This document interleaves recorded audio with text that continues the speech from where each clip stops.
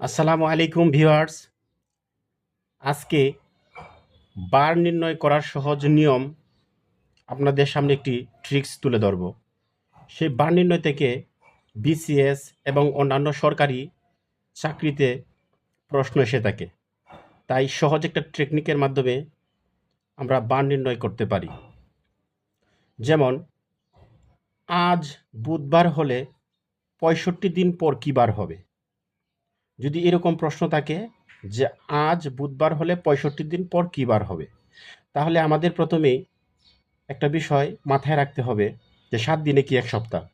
তো ৭ দিয়ে এই ৬৫ দিনটা যা আছে ওইটারে ভাগ করবেন। ভাগ করার পর ভাগটা আগে করি। ৭ এবং 65 ৬৫। ৭ নং কত? ৬৩। অবশিষ্ট থাকে কত? ৩, ৪, ৫ মানে ২। এখন ভিউয়ার্স একটু খেয়াল করেন, অবশিষ্ট আছে কত? ২। তাহলে এখানে কী বার ছিল? বুধবার ছিল। তো বুধবারের পরে আরও ২ বার যাবেন। বুধের পরে কি? বৃহস্পতি। বৃহস্পতির পরে কি? শুক্র। তাহলে ৬৫ দিন পর হবে শুক্রবার।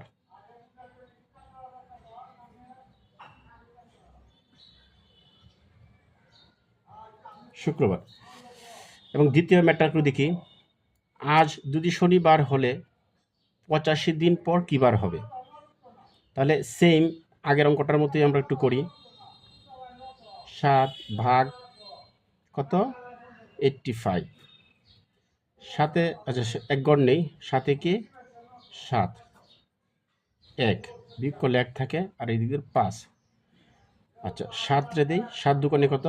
১৪। তো অবশিষ্ট কত থাকে? ১।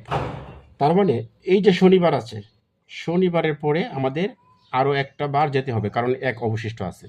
তো শনির পরে কি থাকে? রবি। তাহলে আজকে হলো রবিবার।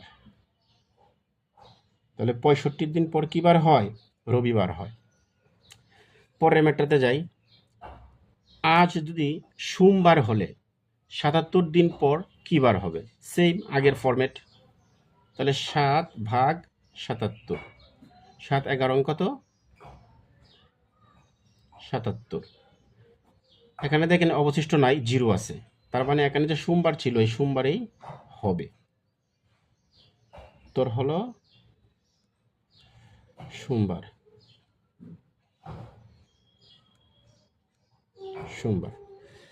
পরের ম্যাটটা দেখি। আজ যদি মঙ্গলবার হলে ৩৬ দিন পর কী বার হবে? Same format. ৭ দিয়ে ৩৬কে ভাগ করেন। ৭ দুগুণে ১৪, ৩ সাতা ২১, ৪ সাতা ২৮, ৫ সাতা কত? ৩৫। অবশিষ্ট থাকে কত? ১। তাহলে ১ থাকে।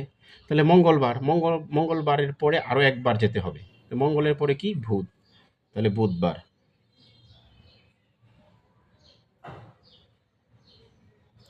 তাহলে আজ যদি মঙ্গলবার হলে ৩৬ দিন পর কী বার হবে? ৩৬ দিন পরে বুধবার হবে। আশা করি আপনারা বার নির্ণয় করার যে সহজ নিয়ম সেটা অবশ্যই বুঝতে পারছেন। এখন যদি কোনো পরীক্ষায় বার নির্ণয় থেকে প্রশ্ন আসে, আশা করি আপনারা পারবেন। ধন্যবাদ আমার ভিডিওটা দেখার জন্য। ভিডিও যদি ভালো লাগে আমার, তাহলে অবশ্যই আমার ইউটিউব চ্যানেলকে সাবস্ক্রাইব করবেন এবং পাশে থাকবেন। ধন্যবাদ।